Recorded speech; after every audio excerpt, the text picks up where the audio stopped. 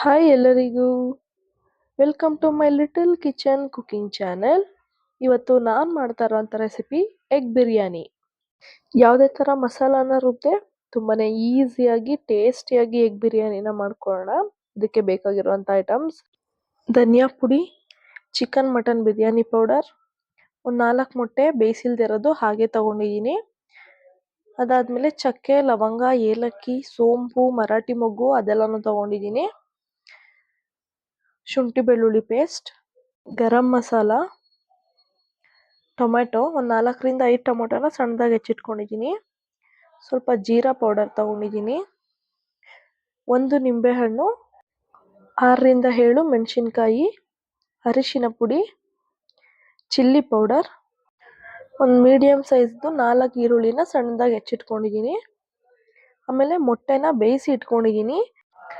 ನೋಡಿ, ನೀವು ನೋಡ್ತಾ ಇರ್ಬೋದು, ನಾನು ಮೊಟ್ಟೆನ ಅಲ್ಲಲ್ಲಿ ಮಧ್ಯದಲ್ಲಿ ಸುತ್ತನೂ ಒಂದೊಂದು ಲೈನ್ ಥರ ಕಟ್ ಮಾಡ್ಕೊಂಡಿದ್ದೀನಿ. ಪುದೀನ ಸೊಪ್ಪು ಮತ್ತು ಕೊತ್ತಂಬರಿ ಸೊಪ್ಪು. ಇವಾಗ ಒಂದು ಪ್ಯಾನ್ಗೆ ಸ್ವಲ್ಪ ಎಣ್ಣೆನ ಹಾಕಿ ಒಂದು 2ರಿಂದ 3 ಸ್ಪೂನ್ ಎಣ್ಣೆ ಹಾಕೊಳ್ಳೋಣ. ಹಾಕ್ಕೊಂಡು ನಾವು ಆವಾಗಲೇ ನಾರ್ಮಲ್ ಮೊಟ್ಟೆ ಎತ್ತಿಟ್ಕೊಂಡಿದ್ದೀವಲ್ಲ, ಆ ಮೊಟ್ಟೆನ ಸ್ವಲ್ಪ ಬೀಟ್ ಮಾಡಿಕೊಂಡು ಹಾಕೋತಾ ಇದ್ದೀನಿ.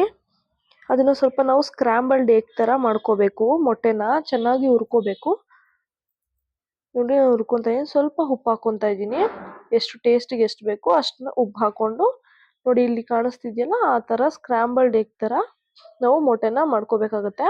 ನಾವು ಹಾಗೆ ಜಸ್ಟ್ ಒಂದು ಮೊಟ್ಟೆನ ಬೇಯಿಸಿ ಆ ಮೊಟ್ಟೆನ ಹಾಕೋದ್ರಿಂದ ಅಷ್ಟು ಟೇಸ್ಟ್ ಬರಲ್ಲ. ಸ್ವಲ್ಪ ಸ್ಕ್ರ್ಯಾಂಬಲ್ಡ್ ಎಗ್ ಈ ಥರನೂ ಮಾಡಿಕೊಂಡು ಸ್ವಲ್ಪ ಬಿರಿಯಾನಿಗೆ ಹಾಕ್ಕೊಂಡ್ರೆ ಟೇಸ್ಟ್ ಚೆನ್ನಾಗಿ ಬರುತ್ತೆ.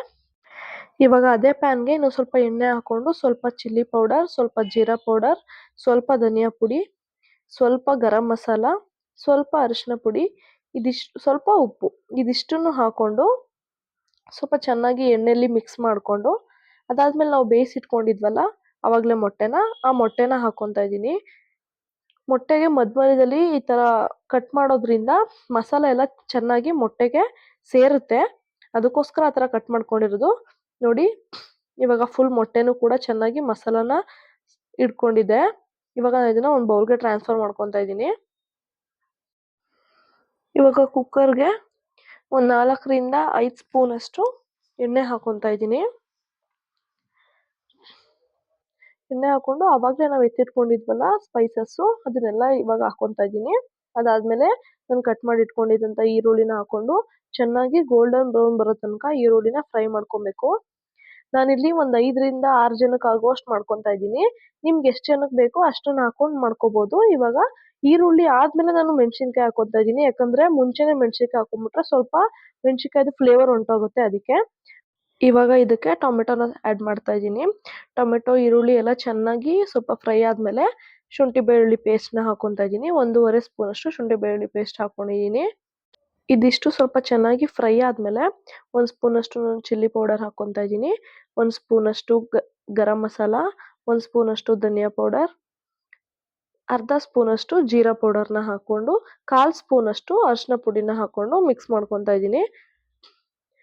ನಾವು ಹಾಕಿರೋ ಪೌಡರ್ಗಳು ಸ್ವಲ್ಪ ಮಸಾಲ ಹಿಡಿಬೇಕು. ಇವಾಗ ನಾವು ಆಗಲೇ ಸ್ಕ್ರ್ಯಾಂಬಲ್ ಮಾಡಿ ಇಟ್ಕೊಂಡಿದ್ವಲ್ಲ ಎಗ್, ಅದನ್ನು ಕೂಡ ಇದಕ್ಕೇ ಹಾಕ್ಕೊಂಡು ಮಿಕ್ಸ್ ಮಾಡ್ಕೊತಾ ಇದ್ದೀನಿ. ಮತ್ತು ಇವಾಗ ಬಿರಿಯಾನಿ ಪೌಡರ್ನ ಹಾಕ್ಕೊತಾ ಇದ್ದೀನಿ. 1.5 ಸ್ಪೂನಷ್ಟು ಬಿರಿಯಾನಿ ಪೌಡರ್ ಹಾಕ್ಕೊತಾ ಇದ್ದೀನಿ. ಮತ್ತು ಇವಾಗಲೇ ಮೊಟ್ಟೆ ಹಾಕ್ಕೊತಾ ಇದ್ದೀನಿ. ನಾವು ಆವಾಗಲೇ ಫ್ರೈ ಮಾಡಿ ಎತ್ತಿಟ್ಕೊಂಡಿದ್ವಲ್ಲ ಆ ಮೊಟ್ಟೆನ. ಅದಾದಮೇಲೆ ಪುದೀನ ಸೊಪ್ಪು ಮತ್ತು ಕೊತ್ತಂಬರಿ ಸೊಪ್ಪು ಎರಡನ್ನೂ ಹಾಕ್ಕೊಂಡು ಸ್ವಲ್ಪ ಮಿಕ್ಸ್ ಮಾಡ್ತಾ ಇದ್ದೀನಿ. ತುಂಬ ಮೆತ್ತಗೆ ಮಿಕ್ಸ್ ಮಾಡಿ, ತುಂಬ ರಫಾಗಿ ಮಿಕ್ಸ್ ಮಾಡಿದ್ರೆ ಮೊಟ್ಟೆ ಸ್ವಲ್ಪ ಒಡ್ಕೊಳ್ಳೋ ಚಾನ್ಸಸ್ ಇರುತ್ತೆ. ಅದಕ್ಕೋಸ್ಕರ ಸ್ವಲ್ಪ ಮೆತ್ತಗೆ ಮಿಕ್ಸ್ ಮಾಡ್ಕೊತಾ ಇದ್ದೀನಿ. ಮಿಕ್ಸ್ ಮಾಡಿ ಎಲ್ಲ ಆದಮೇಲೆ ಇವಾಗ ನಾನು ಅಕ್ಕಿನ ಹಾಕ್ಕೊತಾ ಇದ್ದೀನಿ. ಫಸ್ಟ್ ನೀರು ಹಾಕೋದ್ರಿಂದ ಸ್ವಲ್ಪ ಅಕ್ಕಿಗೆ ಅಷ್ಟು ಟೇಸ್ಟು ಬರಲ್ಲ ಅನ್ನದಲ್ಲಿ. ಹಾಗಾಗಿ ಫಸ್ಟು ಅಕ್ಕಿನ ಹಾಕ್ಕೊಂಡು ಅದನ್ನು ಸ್ವಲ್ಪ ಚೆನ್ನಾಗಿ ಮಿಕ್ಸ್ ಮಾಡಿಕೊಂಡು ಆಮೇಲೆ ನೀರನ್ನು ಹಾಕ್ಕೊತೀನಿ ನಾನು. ನೀವು ಫಸ್ಟು ನೀರನ್ನು ಹಾಕ್ಕೊಂಡು ಸ್ವಲ್ಪ ಕುದಿಸ್ಕೊಂಡು ಆಮೇಲೆ ಕೂಡ ಅಕ್ಕಿನ ಹಾಕ್ಬೋದು. ನೋಡಿ, ಸ್ವಲ್ಪ ಮಿಕ್ಸ್ ಮಾಡಿ ಆದಮೇಲೆ 1 ಸ್ಪೂನಷ್ಟು ತುಪ್ಪ ಹಾಕ್ಕೊತಾ ಇದ್ದೀನಿ. ಯಾಕಂದರೆ ರೈಸ್ಗೆ ಸ್ವಲ್ಪ ಅರೋಮಾ ಫ್ಲೇವರ್ ಬರಬೇಕು ಅಂತ ಅಂದ್ಬಿಟ್ಟು ತುಪ್ಪದ್ದು. ನೀವು ಬೇಕು ಅಂದರೆ ಹಾಕ್ಕೋಬೋದು, ಇಲ್ಲಾಂದರೆ ಸ್ಕಿಪ್ ಮಾಡ್ಬೋದು. ಹಾಕ್ಕೊಂಡು ಮತ್ತೆ ಅದನ್ನು ಸ್ವಲ್ಪ ಮಿಕ್ಸ್ ಮಾಡ್ಕೊತಾ ಇದ್ದೀನಿ. ಇವಾಗ ನಾನು ಯಾವ ಪಾತ್ರೆಯಲ್ಲಿ ಅಕ್ಕಿ ತೊಗೊಂಡಿದ್ನೋ ಅದರಲ್ಲಿ 2 ಪಾತ್ರೆಯಷ್ಟು ನೀರು ಹಾಕ್ಕೊತಾ ಇದ್ದೀನಿ. ಅಂದರೆ 1:2 ಅಷ್ಟು ನೀರು ಹಾಕ್ಕೊತಾ ಇದ್ದೀನಿ. ಅದಾದ್ಮೇಲೆ ಲಾಸ್ಟಲ್ಲಿ ನಿಂಬೆಹಣ್ಣನ್ನ ರಸ ಹಿಂಡ್ಕೊತಾ ಇದ್ದೀನಿ. ನಿಂಬೆಹಣ್ಣು ರಸ ಹಾಕೋದ್ರಿಂದ ಅನ್ನ ಸ್ವಲ್ಪ ಉದ್ರುದ್ರಾಗಿ ಬರುತ್ತೆ. ಮತ್ತೆ ಅನ್ನ ಬೇಗ ಕೆಡೋದಿಲ್ಲ. ಅಂದ್ರೆ ಅಳ್ಸೋಗೋದು ಆ ಥರದ್ದೆಲ್ಲ ಏನೂ ಆಗಲ್ಲ. ನಿಂಬೆಹಣ್ಣು ಹಾಕೊಂಡಾದ್ಮೇಲೆ ನಮ್ಗೆ ಟೇಸ್ಟ್‌ಗೆ ಎಷ್ಟು ಬೇಕೋ ಅಷ್ಟು ಉಪ್ಪನ್ನ ಹಾಕೊಂತಾ ಇದೀವಿ. ಸ್ವಲ್ಪ ನಾವು ಮೊಟ್ಟೆ ಹುರ್ಕೊಳ್ಳೋದಕ್ಕೆ ಮತ್ತೆ ಸ್ಕ್ರಾಂಬಲ್ಡ್ ಎಗ್ ಮಾಡ್ಕೊಳ್ಳೋದಕ್ಕೆ ಎರಡಕ್ಕೂ ಉಪ್ಪು ಹಾಕೊಂಡಿರ್ತೀವಿ. ಸ್ವಲ್ಪ ನೋಡ್ಕೊಂಡು ಅನ್ನಕ್ಕೆ ಎಷ್ಟು ಬೇಕೋ ಅಷ್ಟು ಹಾಕೊಂಡು ಒಂದ್ ಕುದಿ ಬಂದ್ಮೇಲೆ ಕುಕ್ಕರ್ ಲಿಡ್‌ನ ಕ್ಲೋಸ್ ಮಾಡ್ತಾ ಇದೀನಿ. 2 ವಿಷಿಲ್ ಹೊಡ್ಸ್ಕೋಬೇಕು. ಇವಾಗ 2 ವಿಷಿಲ್ ಆಗಿದೆ. ಇವಾಗ ಕುಕ್ಕರ್‌ನ ಓಪನ್ ಮಾಡ್ತಾ ಇದೀನಿ. ನೋಡಿ ಎಷ್ಟು ತುಂಬಾ ಚೆನ್ನಾಗಿ ಒಳ್ಳೆ ಫ್ಲೇವರ್ ಬರ್ತಿದೆ. ಒಳ್ಳೆ ಸ್ಮೆಲ್ ಬರ್ತಿದೆ ಬಿರಿಯಾನಿದು. ತುಂಬಾನೇ ರೈಸ್ ಕೂಡ ತುಂಬಾನೇ ಸಾಫ್ಟ್ ಆಗಿ ಉದ್ರುದ್ರಾಗಿ ಕೂಡ ಆಗಿದೆ.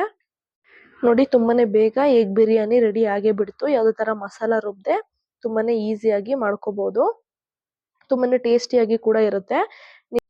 ನಾನು ಮಾಡಿರೋ ಈ ರೆಸಿಪಿ ನಿಮಗೆ ಇಷ್ಟ ಆಯಿತು ಅಂತ ಅನ್ಕೊಂತೀನಿ. ನೀವು ಕೂಡ ಮನೇಲಿ ಒಂದ್ಸಲ ಟ್ರೈ ಮಾಡಿ ಹೇಗಿತ್ತು ಅಂತ ಕಾಮೆಂಟ್ ಬಾಕ್ಸ್ನಲ್ಲಿ ಕಾಮೆಂಟ್ ಮಾಡಿ ತಿಳಿಸಿ. ಇದೇ ಥರ ಹೆಚ್ಚಿನ ವಿಡಿಯೋಗಾಗಿ ನಮ್ಮ ಚಾನಲ್ನ ಸಬ್ಸ್ಕ್ರೈಬ್ ಮಾಡಿ, ಲೈಕ್ ಮಾಡಿ, ಶೇರ್ ಮಾಡಿ, ಕಮೆಂಟ್ಸ್ ಮಾಡಿ. Thank you for watching. ಮನೆಯಿಂದ ಹೊರಗೆ ಹೋದಾಗ ಬುದ್ಧಿ ನಿಮ್ಮ ಹಿಡಿತದಲ್ಲಿರಲಿ. ಮನೆಯೊಳಗೆ ಬಂದಾಗ ಹೃದಯ ತೆರೆದಿರಲಿ.